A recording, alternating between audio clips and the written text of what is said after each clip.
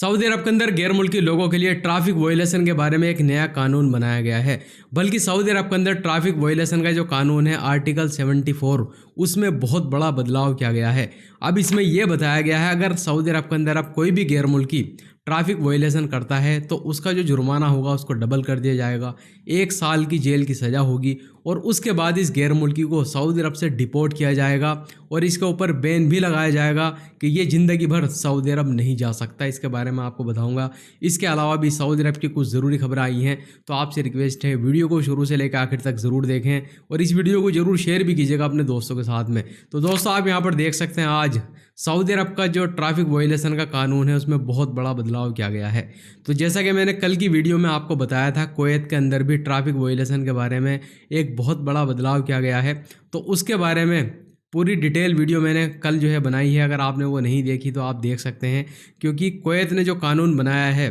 पूरी दुनिया में ऐसा कानून कहीं पर भी नहीं है ट्रैफिक वायलेशन के बारे में। खैर सऊदी अरब के अंदर तो वो कानून नहीं बनाया गया, कुछ अलग यहाँ पर किया गया है। तो आप यहाँ पर स्क्रीन पर देख सकते हैं सऊदी अरब के अंदर जो ट्रैफिक का कानून है आर्टिकल 74 उसके अंदर बहुत बड़ा बदलाव किया गया है। तो आप यहाँ पर स्क्रीन पर देख सकते हैं जिसमें बताया गया है अगर कोई भी गैर मुल्की पब्लिक सेफ्टी को खतरे में डालने वाला कोई भी ट्रैफिक वायलेशन करता है, मान लीजिए रेड लाइट है और वो तेज़ रफ्तार से गाड़ी को चला देता है, रेड लाइट को तोड़ता है, या मान लीजिए कहीं पर जेब्रा क्रॉसिंग है यानी लोगों के गुजरने की जगह है, वहाँ पर वो तेज़ रफ्तार से जो है गाड़ी चला रहा है, या इसके अलावा मान लीजिए कोई भी ऐसा ट्रैफिक वायलेशन वो करता है जिसकी वजह से जो पब्लिक है उसकी जो सेफ्टी है उसको खतरा होता है, किसी की जान उसमें जा सकती है,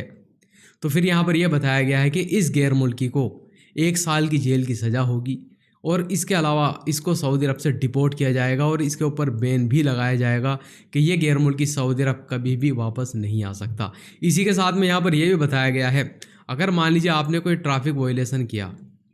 और 1 साल के अंदर आपने फिर से वो दोबारा से कर दिया तो जो जुर्माना होगा, मान लीजिए अगर कोई ट्रैफिक वायलेशन आपने किया है तो उसका जुर्माना 1000 रियाल है, लेकिन 1 साल के अंदर अंदर फिर से आपने वो दोबारा से कर दिया तो फिर उस जुर्माने की जो रकम होगी वो डबल कर दी जाएगी, 2000 रियाल आपको उस जुर्माने के पे करने पड़ेंगे। और अगर खुदा न खास्ता मान लीजिए 1 साल के अंदर ही आपने तीसरी मर्तबा भी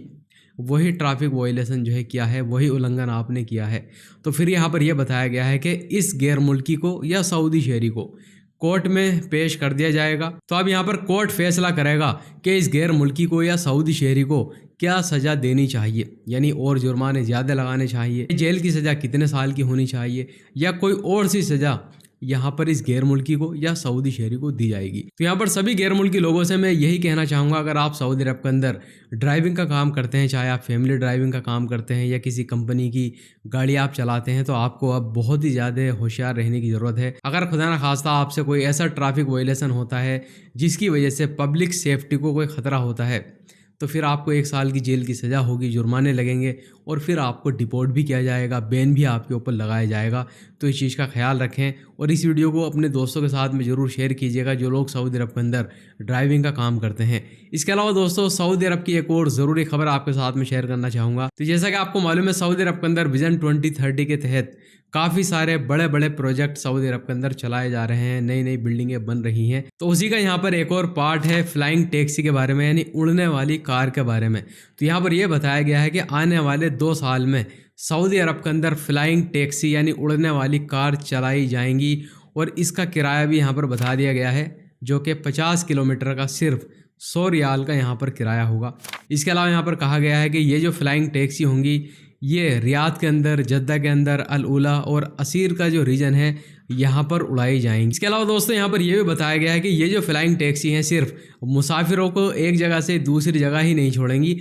बल्कि यहाँ पर कुछ और सर्विस दी जाएंगी इन टैक्सी के जरिए। जैसा कि यहाँ पर बताया गया है कि एयर एम्बुलेंस में भी इसका इस्तेमाल किया जाएगा, क्योंकि यहाँ पर बताया गया है कि जो लोग घायल होंगे या जो मरीज होंगे उनको जल्द से जल्द हॉस्पिटल में ट्रांसफ़र किया जाए। इसके अलावा ट्रांसपोर्टेशन का भी काम यहाँ पर किया जाएगा, यानी सामान भी जो छोटा सामान होगा उसको भी एक जगह से दूसरी जगह ट्रांसपोर्ट किया जाएगा। इसके अलावा फायर फाइटिंग में भी इसको इस्तेमाल किया जाएगा, यानी आग बुझाने में भी सऊदी अरब के अंदर इन फ्लाइंग टैक्सी का इस्तेमाल किया जाएगा। इसके अलावा दोस्तों रियाद पुलिस की तरफ से भी एक जानकारी आई है जिसमें बताया गया है कि रियाद के अंदर 2 ऐसे गैर मुल्की लोगों को गिरफ्तार किया गया है जो कि खड़ी हुई गाड़ियों के पार्ट्स चोरी कर रहे थे। और यहाँ पर यह भी बताया गया है कि ये जो 2 गैर मुल्की थे, इनके पास में ना तो इकामा था ना पासपोर्ट था और इनका ताल्लुक सूडान से बताया गया है। यानी ये जो गैर मुल्की थे, इलीगल तरीके से इन्होंने सऊदी अरब के अंदर एंट्री की और यहाँ पर जो गाड़ियाँ पार्क खड़ी होती थी उनके जो पार्ट्स थे उनकी चोरी करके ये बेच रहे थे। तो इन दोनों को गिरफ्तार कर लिया गया है।